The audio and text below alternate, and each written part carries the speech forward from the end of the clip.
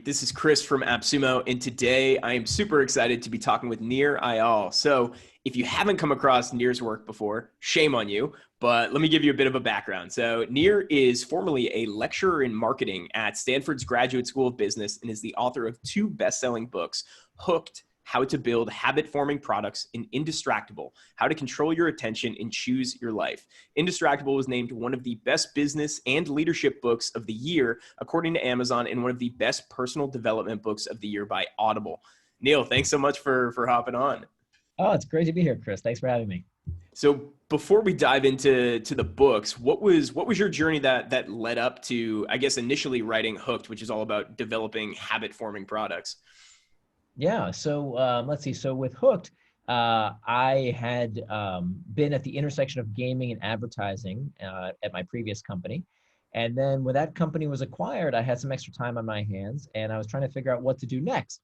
And in that process of trying to figure out what I thought my next business would be, I had this hypothesis that whatever it was that I was going to start next had to have a habit, because what I noticed was happening, this was back, we started the business back in 2007. So the Apple App Store didn't even exist back then. The Apple App Store was released in 2008. And so the world has definitely changed. But what I noticed back then was that habits were going to become increasingly important, because I had this hypothesis that as the screenshot size shrank, as we went from desktops to laptops to mobile devices and then to wearable devices and now to auditory devices, the interface got smaller and smaller and eventually disappeared. And so what that would invariably mean that if your product wasn't the kind of product or service that people used habitually, if they didn't use it with little or no conscious thought, you would have a tougher time getting them to act, because there was just less real estate to send people what we call external triggers, the notifications, the emails, the dings and pings. And so I really wanted to figure out, how do you build a habit-forming product? How do you use a product that people will remember to use? Because look, the fact of the matter is, if you build an app and you're not on somebody's home screen and you're not a habit, you don't exist for the customer, right? They might install your app, but they're never going to use it. And so, no matter what industry you're in, whether it's SaaS businesses, education companies, health and wellness, you name it, we all need the ability to bring people back. And so what I was really blown away by were the companies like Facebook and Twitter and Instagram and WhatsApp and Slack and Snapchat, these companies that somehow could get people to use their products and services out of habit. And I thought, well, wow, that's amazing. Like, how can I do that? and how can we use that for good? How can we help all sorts of companies build good habits in their customers' lives? And so I looked for a book on how to build habit-forming products, and I didn't find one. And so I decided to blog about it and research about it. And I had many friends in the Bay Area who were at these companies building these products. And so I gleaned a ton of insights from these folks and decided to put what I'd learned inside a book. I also taught for many years at the Stanford Graduate School of Business and at the Hasselplattner Institute of Design. And so that eventually all got turned into my first book, Hooked, which is all about how to build habit-forming products, not for the benefits of the social media companies or the gaming companies. They've known these techniques for years. That book was really for the rest of us, so that anyone can build a product that helps people form good habits in their lives. Primarily the habit of using the product, right? No matter what industry you're in. Yeah. I mean, everyone always talks about developing a sticky product, but there's no real framework for stickiness. And that's basically what you lay out here, the internal, the external triggers, how to actually get somebody to build that habit. Because it's interesting. There's a lot of, I think, Charles Duhigg's book on habits. There's a lot of that for your personal life, but not how to build that into a product. And so it was really interesting to read that. Right. Yeah. So Charles's book, actually, that's a really good point, because Charles's book was a big influence on Hooked. And part of the reason I chose the yellow cover was as an homage to his book.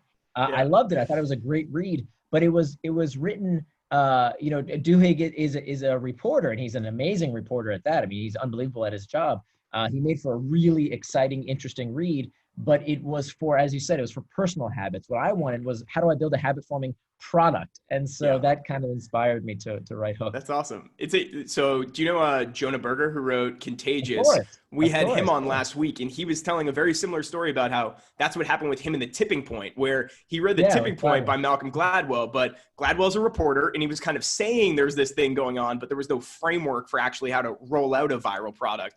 Yeah. So super interesting. And then what I loved was the introduction of Indistractable, where it's very, you're like, I created kind of the playbook for this, and now I'm teaching you how to unwind it. So what kind of took you from A to B?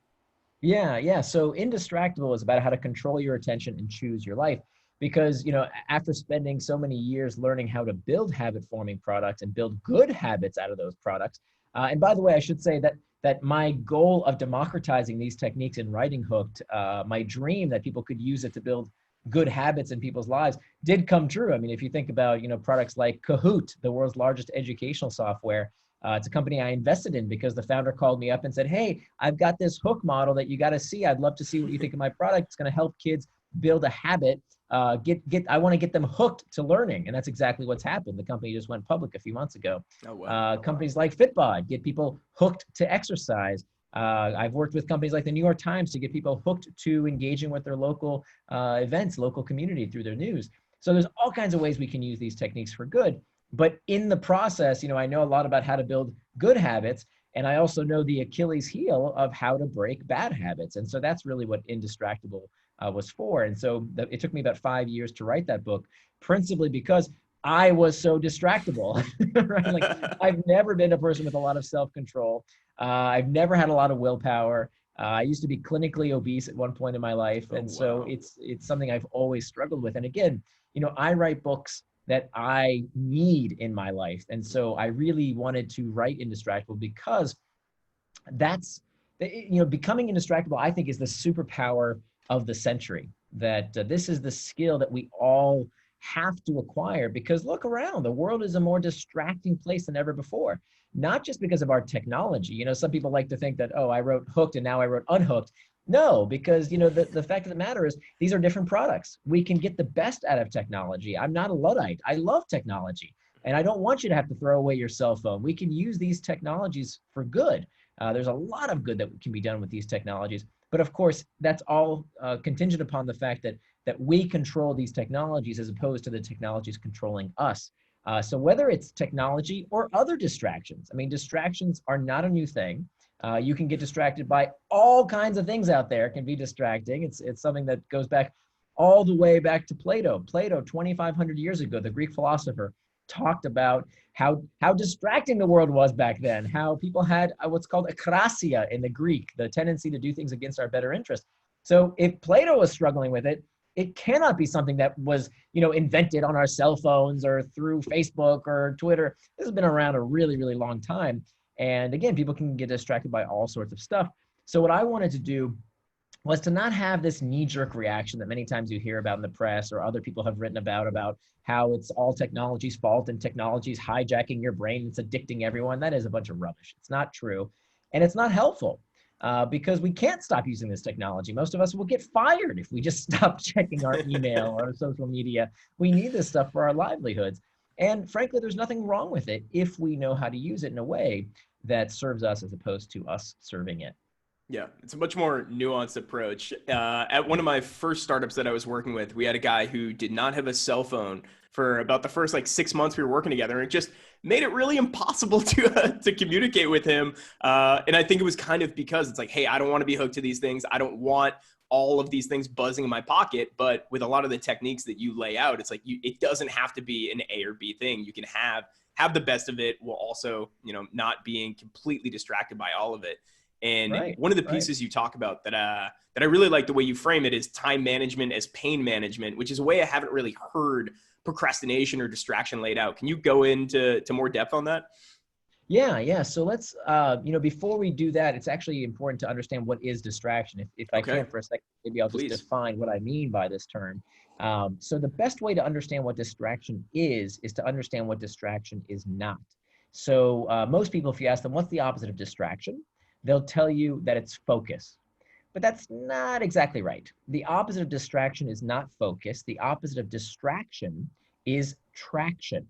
That if you look at the origin of both words, traction and distraction, they actually come from the same Latin root, trahare, which means to pull.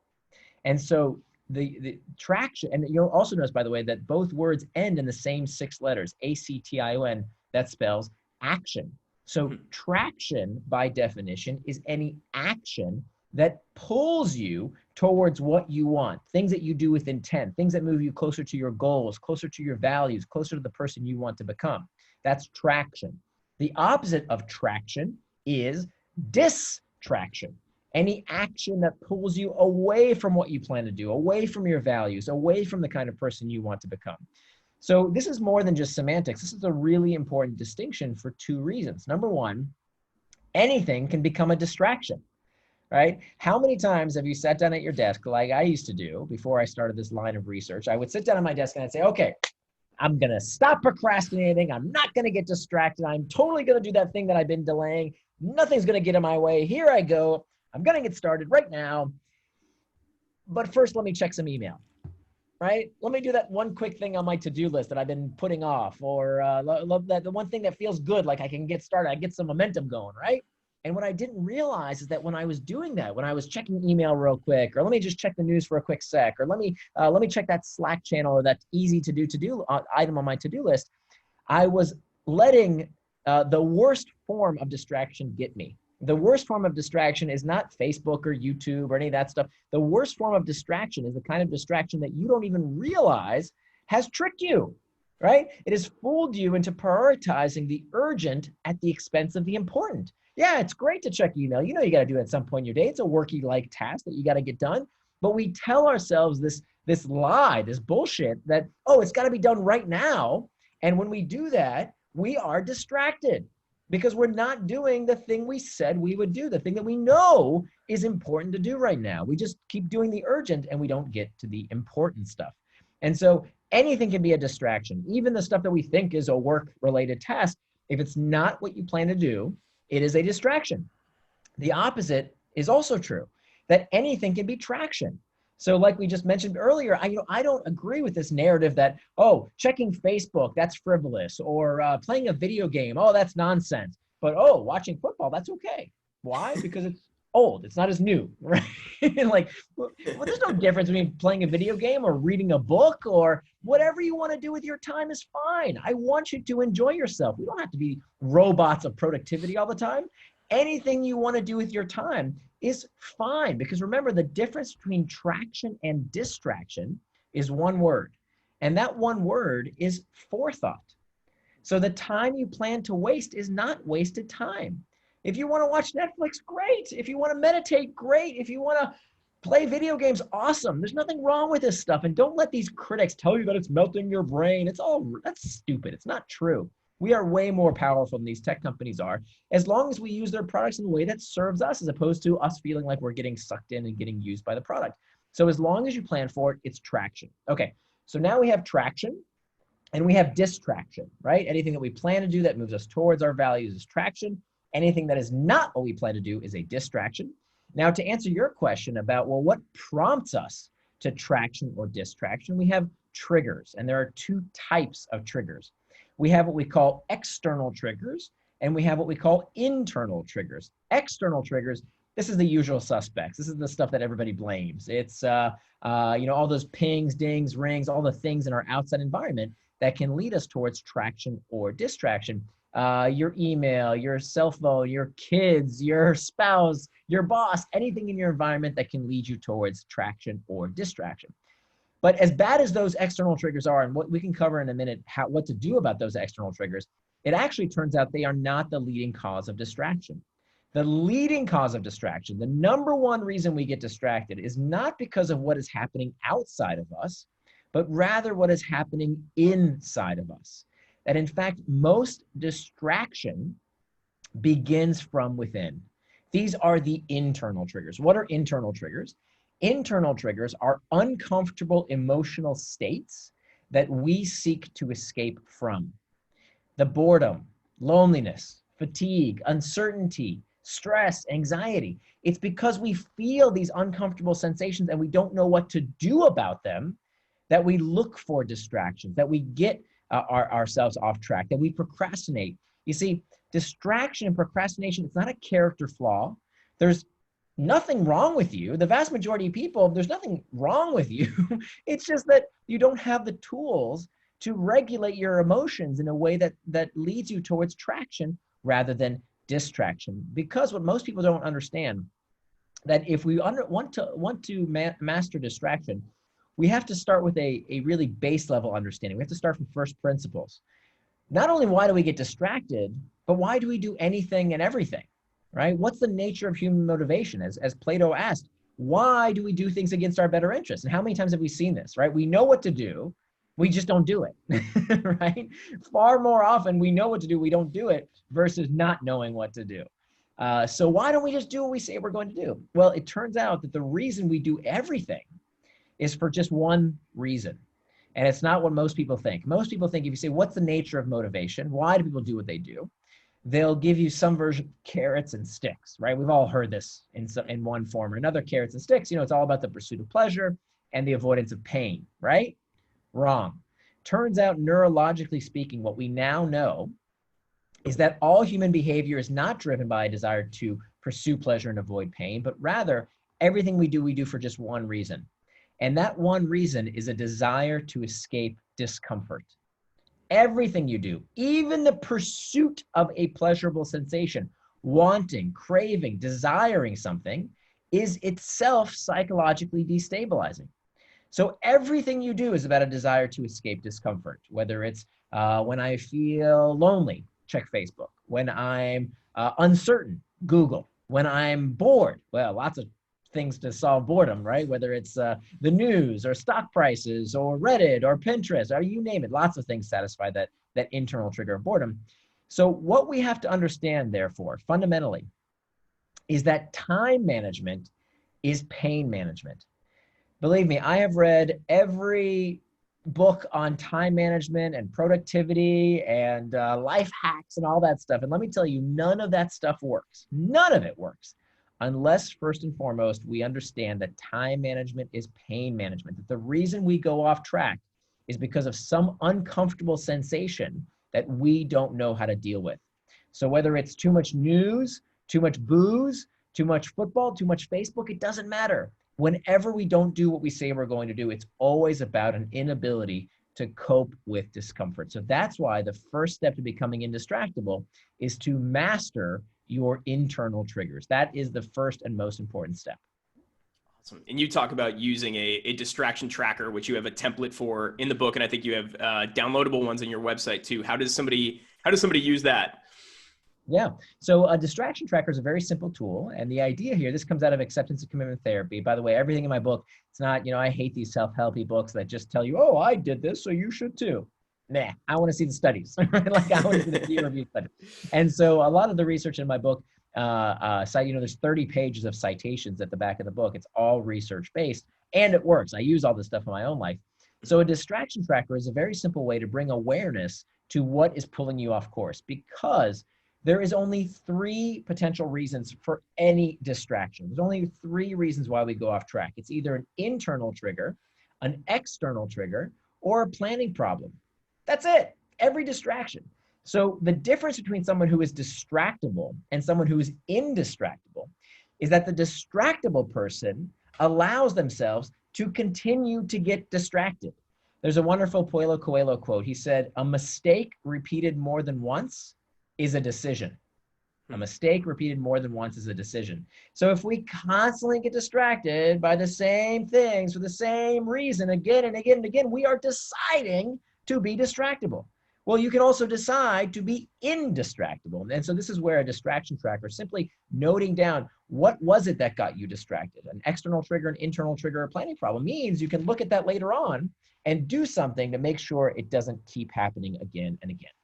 And I think this way of looking at it makes it a lot easier to digest for people and allows you to I guess you talk about not beating yourself up as much as I think a lot of people do. It's just having that empathy for yourself, looking at these Right. things, realizing that they are designed to hook you, but it's the external things are a lot less powerful than what's going on internally. And if you can master that first, then you can just come up with ways to deal with it. And one of those that you talk about that I've started implementing a lot of this. I finished the book like 2 weeks ago, and I started Right. using a ton of these things, and it really has been Excellent. so helpful for me. I actually have on my whiteboard is the night routine that I have for all the Nice. things that are going to set up my office in the morning so I'm not getting distracted, leaving my phone in here, making sure it's plugged in, I'm not sleeping with it. What else do we I have on love there? it. Laying out my clothes for the next day. And then the next morning, I have this no before noon list of all of the things that usually distract me. And it's just like, I can't even do them before noon. So it's like you said, I Awesome. can't check like stock market prices and things like that. I can't go on YouTube, which is incredibly distracting, particularly, part of my job revolves around doing things on YouTube and optimizing our YouTube channel and things like that. But Yeah. they just suck you in. So having those, I think Chip and Dan Heath talk about having clear, bright lines for like either yes or no to eliminate that stuff. But Yeah. yeah, what are some of your favorite techniques? Timeboxing has also been super, super helpful for me. Sure. Yeah, yeah. So this is great. I love it. It's a huge compliment to an author when somebody actually uses their work. So I love it. And this is something that I use in my own life. I mean, every single day I live by these practices. And I think what's more important, I think what you've really demonstrated here is, if there's one mantra to the book that I want everyone to remember, it's that the antidote to impulsiveness is forethought. Maybe write this down. The antidote to impulsiveness is forethought. Whenever we go off track, whenever we procrastinate, whenever we get distracted, it's always an impulsiveness issue. It's just a fact that we don't know how to control those impulses. Well, the beauty of one of the gifts that we have as a species that no other animal on the face of the earth has is that we are able to use forethought like no other animal. We can see into the future better than any other creature on the face of the earth. And so we can use that ability to help us overcome any potential distraction. How? By planning ahead, using forethought. So the fact that you have all these techniques that you use in your own life, like having that list of things that in advance you say you will not do before noon, or making sure you don't sleep next to your cell phone, all those little tactics that you've developed in your life, those are all examples of how using forethought has helped you overcome distraction. And let me tell you, anyone can do this, as opposed to all the moaning and complaining that people do around how distracted they are and they can't get anything done and the world is so distracting these days. My goodness, just do a few of these steps that anyone can do that can completely change your life. Because look, there is no aspect of your life that is not touched by this. I'm sure. I mean, you could probably attest, whether it's your physical health, your mental health, your relationships, your work, everything in your life depends on your ability to do what you say you're going to do, to live with personal integrity, to become indistractable. So the tactics are great, right? And there's tons of tactics in the book. But I'll be honest with you, the tactics are kind of cheap. You can find those tactics anywhere. I mean, there's always an article on some blog that says, oh, this is the best tactic in the world. Use this silly thing and it's going to change your life. But that's actually not the most important part. The most important part is not the tactics, it's the strategy. What's the difference? Tactics are what you do. Strategy is why you do it. So if I can teach people this picture in their mind of, hey, you know what, I got off track. I didn't do what I said I'm going to do. I'm finding it really hard to stay focused, to stop getting distracted, to stop procrastinating. Okay, let me think about the picture that Nir talked about. I've got traction. I've got distraction. I've got internal triggers. I've got external triggers. Now, how can I use those four big strategies, those four big insights to help me become indistractable? Well, it's pretty simple. You work your way around those 4 points. Step number one is master the internal triggers, which we talked about earlier. We could talk about some of the techniques for how to do that. But again, strategy is more important than tactics. Remember the strategy. You have to master the internal triggers. The second step is to make time for traction. This is all about the fact that if you don't plan your day, somebody's going to plan it for you. And that we have no right to call something a distraction unless you know what it distracted you from. I hear so often from people now that, everything's so distracted and I didn't do what I said I was going to do and I can't get anything done because my boss and my kids and the news, and did you hear what happened on Twitter? And then when you ask them, well, how did you plan to spend your day? What did you get distracted from exactly? Oh, I don't know. I didn't plan anything. Well, if you don't plan your day, you cannot say that you got distracted because by definition, you don't know what you got distracted from. And so that's where this time boxing technique comes in. And we can talk about that in a minute.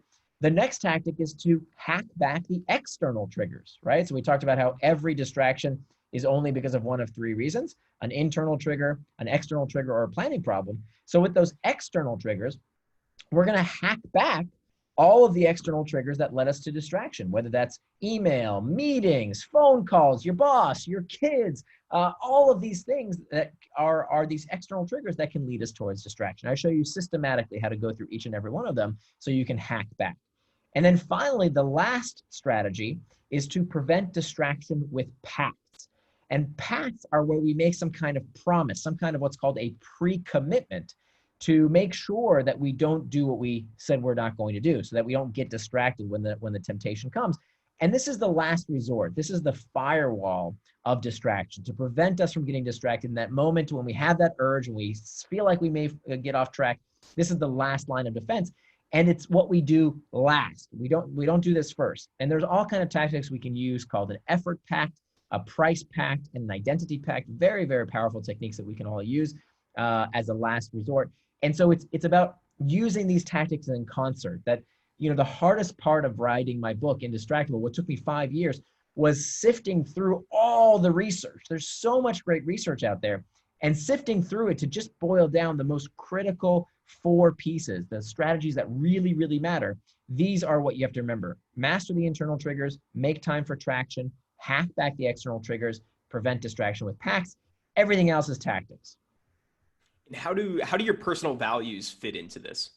Yeah, that's a terrific question. So remember we talked about that second step of make time for traction, which is all about planning your day, right? You can't call something a distraction unless you know what you got distracted from.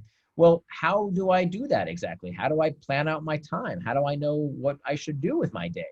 Well, this is where your values become very important. What are values? Values isn't about some 5-year vision board and all that stuff. It's, when people say that kind of stuff to me, I always kind of cringe because it's a lot of work. All I want you to do is to tell me, what do you want to do tomorrow, right? What is your life? What do you want your life to look like tomorrow? Well, how do you decide that? Values, the definition of values is the attributes of the person you want to become. Let me say that again. Values are defined as the attributes of the person you want to become. So the question needs to become for you, how would the person that I want to become spend their day tomorrow? Let's just start with tomorrow. Based on your values, the attributes of the person you want to become, how would you allocate your time? And so this is where this 3-domain model is very helpful. So the 3 domains start with you. You are the center of these 3 domains. If you can't take care of yourself, you can't take care of other people. So when it comes to you, what would the person you want to become say about the way they spent their time? How would they spend their time? How much time would they spend on exercise? If exercise is one of your values, taking care of your physical health, do you have that time on your calendar? If rest is important to you, we've heard, ad nauseum how important it is for us to get proper sleep. Do you have a bedtime? Right? We tell our kids that they better have a bedtime, but are we being hypocrites because we don't have one?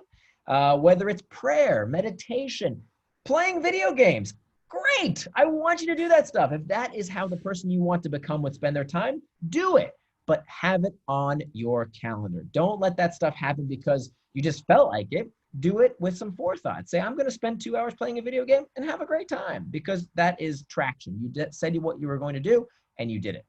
And then the next domain is all about our relationships. One of the reasons that we have a loneliness epidemic in this country today is that people do not reserve time for their important relationships. They get whatever scraps of time are left over in their week. Well, if having, good relationship with your friends, with your family, with your parents, with your kids, if that's important to you, book that time for those people in your schedule. Make time for those important relationships, because it's not just going to happen organically. And then finally, your work. And this is where, if some people do keep track of their time, if they do plan ahead, they sometimes will plan time for work-related tasks. But very few people understand the difference between what is called reactive work and reflective work. Reactive work is all about, the stuff that requires immediate reaction, right? It's emails, phone calls, meetings, Slack channels. Those are reactive tasks. And sometimes people are okay with scheduling that stuff. Maybe they'll schedule a meeting here and there. But not many people will schedule the time for their emails, even though we know it makes them much more efficient. We're much better if we check email in a block of time as opposed to whenever we don't know what else to do in our day, or when we're avoiding doing hard work. And then even more importantly, the reflective work. So unlike reactive work, which is all about reacting to things, reflective work requires us to think without distraction.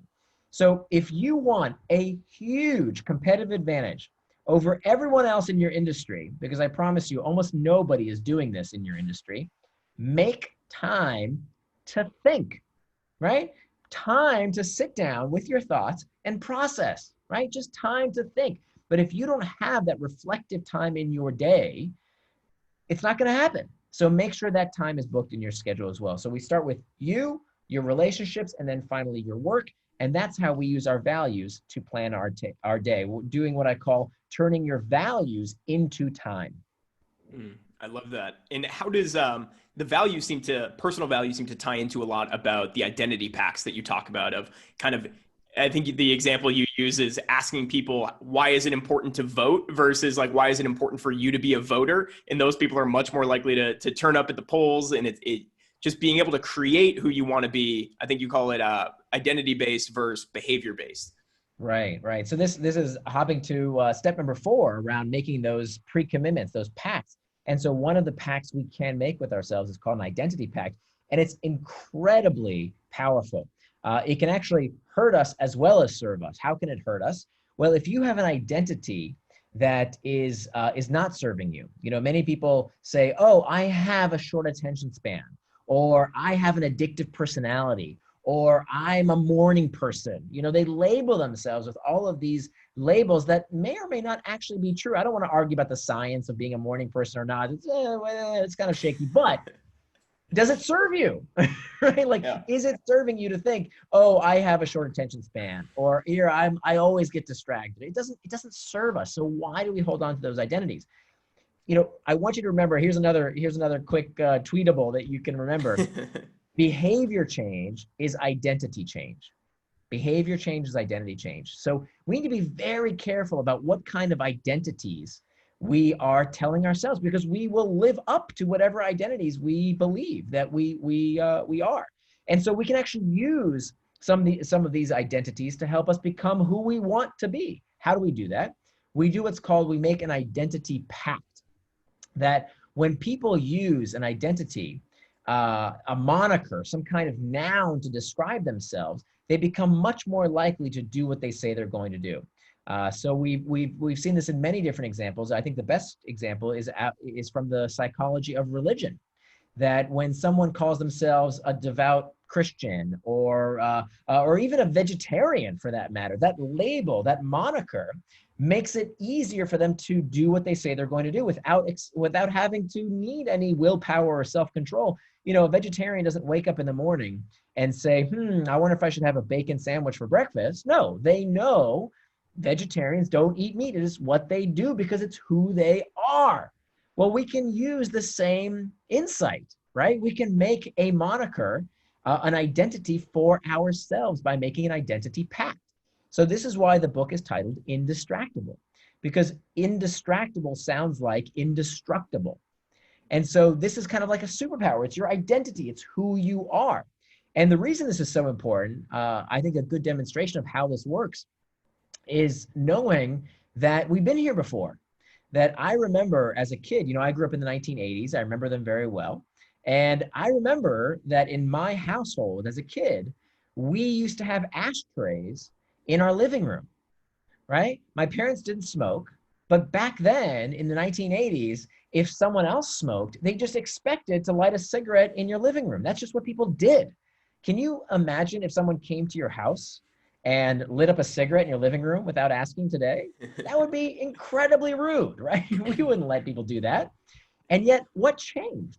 Was there a law that said you can't smoke in someone's living room? No, there's never been such a law that says you can't smoke in someone's private residence. What changed was our norms, our manners, our identities changed. So I remember when my mother told her friend, when one of her friends came to our house and took out her cigarette and decided to light it in our living room and was looking around for the ashtray and they had been removed by my mother, she said, "Oh, I'm sorry, we are non-smokers. If you'd like to smoke, if you'd be so kind to go outside," right? So she labeled herself, "We are non-smokers." And so that was a huge change, a huge societal shift when people started thinking of themselves differently. And we can do the same thing with becoming indistractable by calling yourself indistractable. Now, you don't have to read the book to do this. If you've listened this long in this conversation, you can call yourself indistractable. You are the kind of person who strives to do what they say they're going to do. And are you going to do things that are a bit different from everybody else? Is it going to be a bit outside the norm? Sure. Yeah, vegetarians do things that are a bit different. Devout religious people do things that are a bit different. But, and my mom, when she declared herself a non-smoker, she was doing something a bit different. But this is how we create societal change, right? We serve as examples to others. And this is what I really hope to create is a movement of people who say, you know what, I'm not going to let every ping and ding control my life. I control my attention. I control my choices. I control my life because I am indistractable. I love that. After I read that section, I do a daily journaling, and so I was like, all right, let's give it a shot. And I started writing it out, and it feels real wonky to do it, but I think without realizing it, so you're already doing that with whatever it is, and we're typically doing it in ways that don't serve us. Instead of like, I think people just go to, oh, I'm just somebody who is distracted all the time, or I'm somebody who procrastinates, or I'm somebody who doesn't get my work done. And it's like, yeah, why? That's not serving you. Like, flip it around, give it a shot, write it down. And see what happens. Can I jump in? I'm so sorry to interrupt Please. you, but can I jump in with one quick reason why so many people think falsely that they are the kind of person who constantly procrastinates, the kind of person who's easily distracted? You know what the culprit is? You'll never guess. Well, you will know because you read the book. The culprit is the to-do list. Mm. The to-do list makes people think that they are these kind of people. The to-do list is one of the most sinister inventions of personal productivity. Because here's what happens with the to-do list. Here, let me ask, for those of you who are listening, I wish we could talk face to face, but when I ask people who have to-do lists, this simple question, I already know the answer, but if you keep a to-do list, ask yourself this question and answer to yourself honestly. I can't hear what you say. Anyway, when was the last time that you didn't finish everything on your to-do list? When was the last time? I know the answer because I used to keep to-do lists for years because that's what the productivity books told me to do, right? Well, when was the last time I didn't finish everything on my to-do list? That would be today or yesterday or the day before that, or actually all of that last week. Actually, I never finished everything on my to-do list. So why do we keep using this technique that clearly is not working for the vast majority of people? Furthermore, the way it's so sinister, back to this idea of self-image, what happens when day after day, week after week, month after month, year after year, you don't do what you said you would do? Another day goes by. Darn it, I didn't get everything done that I said I was going to get done. And so, guess what? You're reinforcing that self-image of someone who thinks it's okay to not do what they say, to not keep their promises to themselves, to not live with personal integrity. And that is cancer to your self-image as a person who does do what they say they're going to do. So I don't like the to-do list technique. The to-do list technique, to-do list should only be a temporary register of output.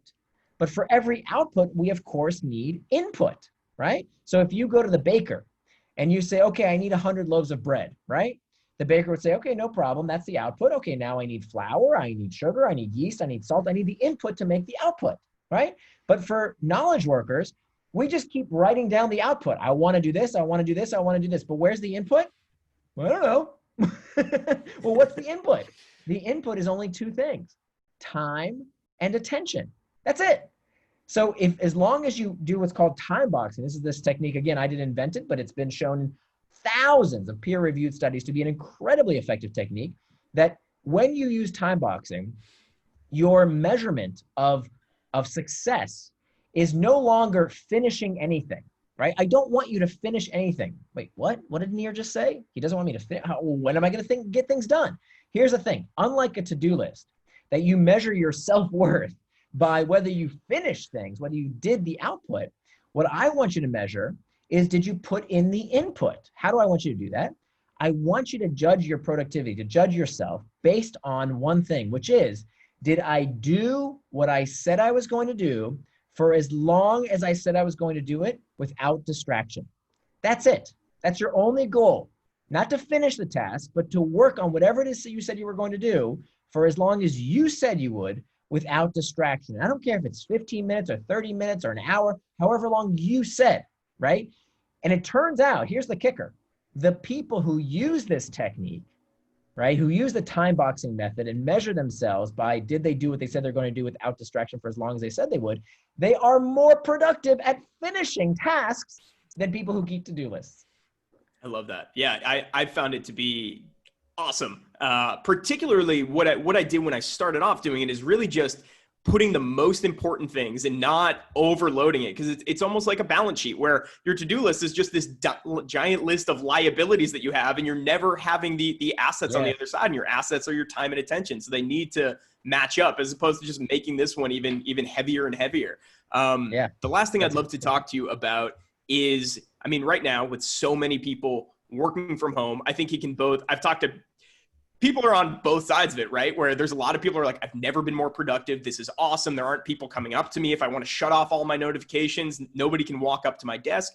But on the other side, I think a lot of people love and crave that routine of going to the office, feeling like you have to be productive, where there isn't laundry to do, meals to make, dishes to wash. So what, any particular things that you've been thinking about or noticing with a lot of people working from home that might be different than if you're working at the office? Yeah. So I think there's a few things that have changed, not just in terms of working from home, but just the whole state of the world right now with going through this COVID crisis. I think a few things have changed. Number one, if you go through the steps of the model, number one is internal triggers, right? When we have more of these internal triggers, fear, uncertainty, stress, anxiety, it's no wonder that when we feel this discomfort of these uncomfortable emotional states prompted by what's happening in the world today, we are more likely to seek escape, right? We are more likely to get distracted. And for some people, that's watching too much TV. For some people, it's scrolling Facebook. For some people, it's checking email compulsively. For some people, it's watching something on Netflix too much. For some people, it's taking too many shots of something to drink. So there's all kinds of ways that people cope, and not all those methods of coping are so healthy for us. Many of them take us off track, and then we look back and we say, well, that's not the kind of person I want to be at all. That's not consistent with my values.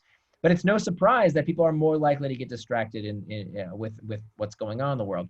The second way that I think what's happened has made us more distractible is that the routines, the structure of our day, because we're working from home, have been disrupted. For many of us, we don't have those constraints of, okay, I wake up at this time, I got to get the kids up for school, I got to feed them, I got to drive them to school, then I got to go in traffic and in order to be at work on time. Like all those constraints that come with working outside the home, for many of us are gone.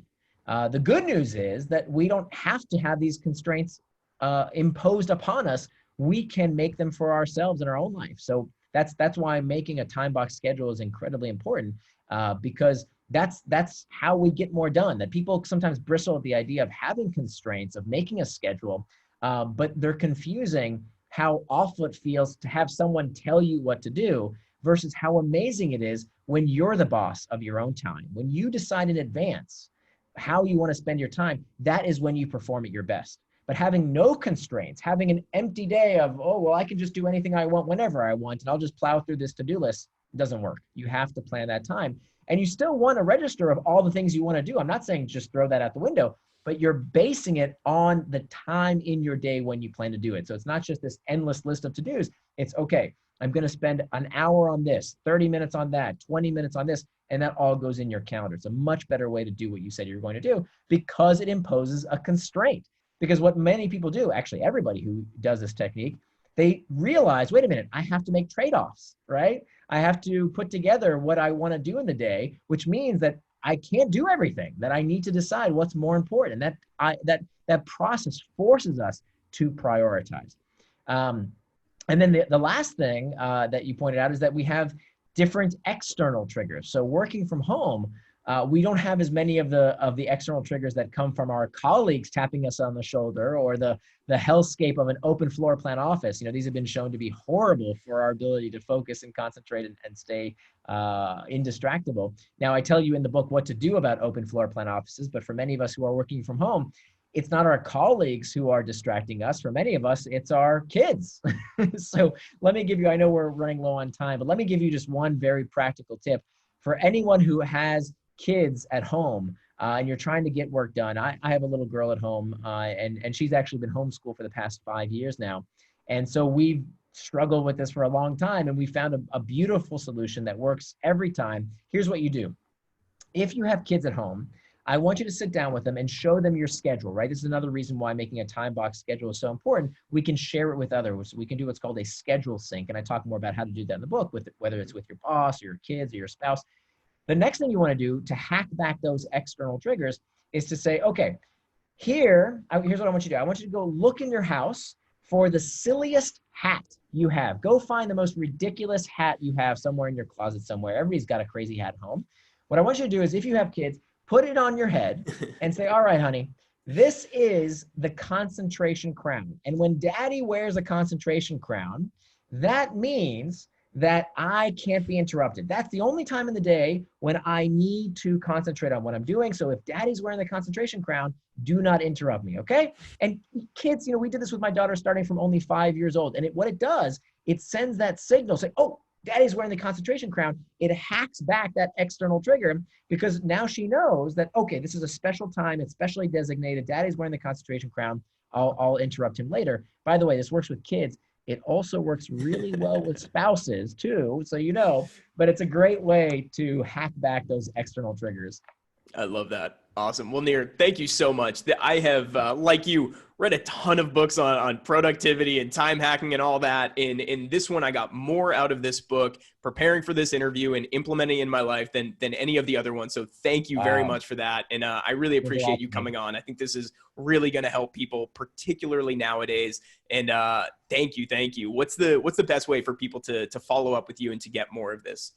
Oh, thank you so much. And I appreciate the kind words. That means a lot to me. Thank you so much. And to learn more, the book is called Indistractable: How to Control Your Attention and Choose Your Life. It's available wherever books are sold. And if you go to my blog is at nirandfar.com. Nir is spelled like my first name, so that's N-I-R and far.com, nirandfar.com. And actually, if you go to nirandfar.com, there's actually a complimentary workbook there, an 80-page workbook, completely free. You can get it whether you buy the book or not. I don't care. Actually, we couldn't fit it into the book. That's why I'm giving it out for free, because the book got too long. But this is a wonderful tool to help you on your way to becoming indistractable. And it's at my website again, nirandfar.com. Awesome. Nir, thank you so much, everybody. I hope you'll pick up the book, pick up that workbook as well. And thanks so much. Appreciate it. Thank you very much. All right. Take care. Stay safe. Thank you, everybody. Bye-bye.